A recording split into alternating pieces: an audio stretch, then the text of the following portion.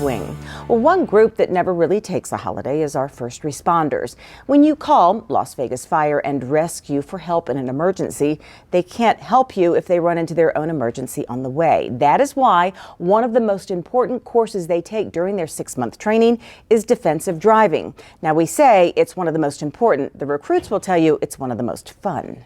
Let's go keep it between 15 and 17 miles an hour.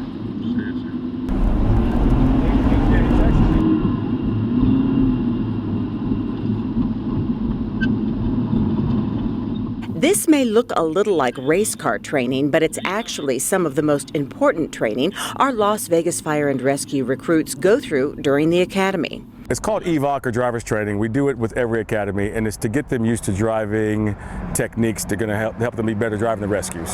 So we put them in the sedans first, higher speeds in the sedans, and then we get them in the rescues and slow the speeds down.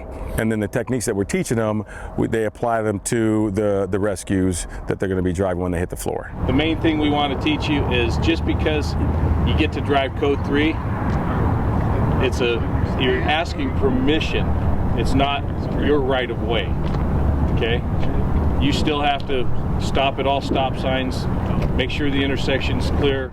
The training takes place on a wide open course with cones to simulate the various obstacles they could face out in the real world when responding to a call. And while the recruits say it's actually a lot of fun, they also know it's to be taken seriously. We don't know if somebody's going to be crossing the road at a random time, somebody's going to hit the brake in front of us, but we have to get there safely and do our jobs and not cause any other issues on the way there. I think it's very important. I mean, it's one of the day-to-day procedures. It's one of the biggest things that you need to do safely. Everybody wants to go home at the end of the day, so you just need to be able to stay focused and have the skills that they're going to provide with us over the next 2 weeks. So I'm very excited. Let's go left.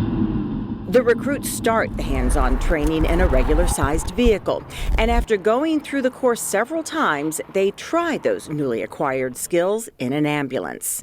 And usually they find it's not as easy, from going up on 2 wheels, to knocking down a cone or two, to knocking down, well, a lot of cones. But by the end of the course, they get their skills and their confidence up to where it needs to be.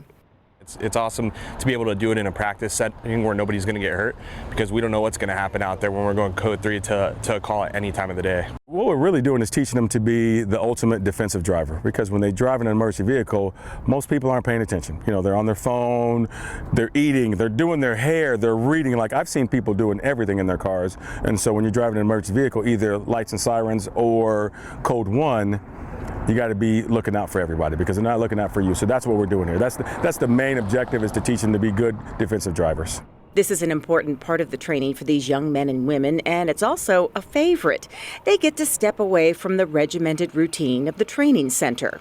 It's a more relaxed environment in the car, obviously, and we're still learning valuable skills, but we don't have to stand at attention or anything like that, so it's very nice. And let off a little steam.